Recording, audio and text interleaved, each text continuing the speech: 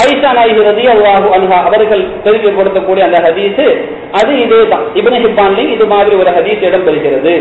அதே மாதிரி அஹமதுலையும் இது போன்ற ஒரு ஹதீஸ் இடம்பெறுகிறது. ஹுது மினல் அமலி மா துஸீகுன், முடிஞ்ச வரை நீங்க அமல் செய்யுங்க அப்படின்னு இருக்கு. அதனாலதான் அதாவது நம்ம அமல் செய்யற விஷயத்துல சுன்னத்தான அமல் நாம செய்யறதுல நம்ம யோசனை பண்ணக்கூடாது, அதுக்கு ஆதாரம் இருக்கான்னு அப்படின்னு இல்லை.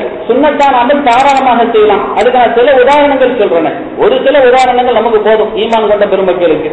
புகாரியிலையும் முஸ்லிம் ஷரீஃபிலும் இடம்பெறக்கூடிய ஒரு ஹதீஸ், ஸல்லல்லாஹு அலைஹி வஸல்லம் அவர்கள் வானலோக அந்த பயணங்கள் ரசூலுல்லாஹி ஸல்லல்லாஹு அலைஹி வஸல்லம் அவங்க மிஅராஜ்னு போனது அந்த அன்னைக்கு.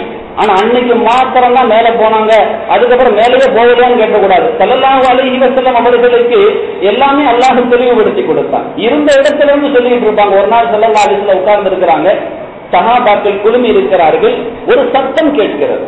அந்த சத்தம் ஏதோ ஒரு பொருள் மிக தொலைவில் இருந்து ஆழமான ஒன்றின் மீது விழக்கூடிய ஒரு சத்தம். அப்படி விழுகிற சத்தத்தை ரசூலுல்லாஹி ஸல்லல்லாஹு அலைஹி வஸல்லம் உணர்கிறார்கள். அவங்க உணர்றது மாத்திரமல்ல, சஹாபாக்களும் உணர்ந்தார்கள். அந்த ஹதீஸ்ல இடம்பெறுது. ரசூலுல்லாஹ் கேட்கறாங்க, நீங்க ஏதோ ஒரு சத்தம் ஒன்று கேட்டுச்சு, நீங்க உங்களுக்கு கேட்டுச்சான்னு கேட்டாங்க. ரசூலுல்லாஹி ஸல்லல்லாஹு அலைஹி வஸல்லம் கேட்ட அந்த கேள்விக்கு ஆமான்னு சொன்னாங்க சஹாபாக்கள். இங்கதான் நம்ம நல்லா கவனிக்கணும். அதாவது அன்னைக்கு காதுல வச்சு பேசுறது, தூரத்துல இருந்து ஒரு ஆள் நமக்கு போன் பண்றாரு, இப்படி வச்சு பேசிக்கிட்டு இருப்போம், பாவம் தனியா உட்காந்து ஏதோ உளறிட்டு இருக்கிறாரு அப்படின்றோம். அன்னைக்கு இன்னைக்கு அப்படி இல்லையா, அவர் ஏதோ வெளிநாட்டு போன பேசிக்கிட்டு இருக்கிறாரு, எங்கேதோ வந்து பேசிக்கிட்டு இருக்கிறாரும்பா. அதை கொஞ்சம் ஸ்பீக்கர்ல தட்டி விட்டா எல்லாத்துக்கும் கேட்குமா இல்லையா? தனியா காதுல கேட்கும் போது அவருக்கு மட்டும் கேட்கும், ஒரு ஸ்பீக்கர்ல தட்டி விடுறாரு எல்லாத்துக்கும் கேட்கும். சரி, ஸ்பீக்கர் தேவையில்ல. இப்ப இங்க இருக்கிறாரு, இன்னொருத்தர் லண்டன்ல இருக்கிறாரு, ஆஸ்திரேலியால இருக்கிறாரு, இன்னொருத்தர் அமெரிக்கால இருக்கிறாரு, இவர் சிங்கப்பூர்ல இருக்கிறாரு, இந்தியால இருந்து கால் வருது.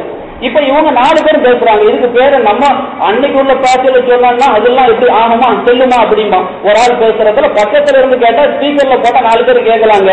ஒருத்தர் அமெரிக்காங்கிறீங்க, இன்னொருத்தர் ஆஸ்திரேலியாங்கிறீங்க, இன்னொருத்தர் சிங்கப்பூருங்கிறீங்க, இந்தியாவில இருந்து போன் பேசுறாங்க, அவர் பேசுறது இத்தனை பேரும் கேட்டாருங்கிறீங்க.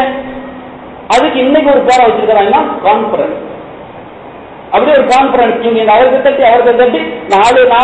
4 தூரமான நாட்டுல உட்காந்துக்கிட்டு 4 பேர் ஒரே இடத்துல உட்காந்து ஆலோசனை பண்ண மாதிரி பண்ணிட்டு இருக்கிறாங்க. நடக்கா இல்லையா? அல்லாஹ்வுடைய குதிரத்தை அல்லாஹ் வச்சிருக்கிறானா இல்லையா? அப்ப இதெல்லாம் செல்லுபடி ஆகும். விஞ்ஞானம் சொல்லக்கூட விஞ்ஞானத்தை ஏற்றுக்கிற அறிவு விஞ்ஞானத்தை ஏற்றுக்க மாட்டேங்குது. இந்த விஞ்ஞானங்களே விஞ்ஞானத்தை மெய்ப்பிக்க வந்தவைகள் தான் என்பதை நாம் மறந்துவிடக்கூடாது. அப்போ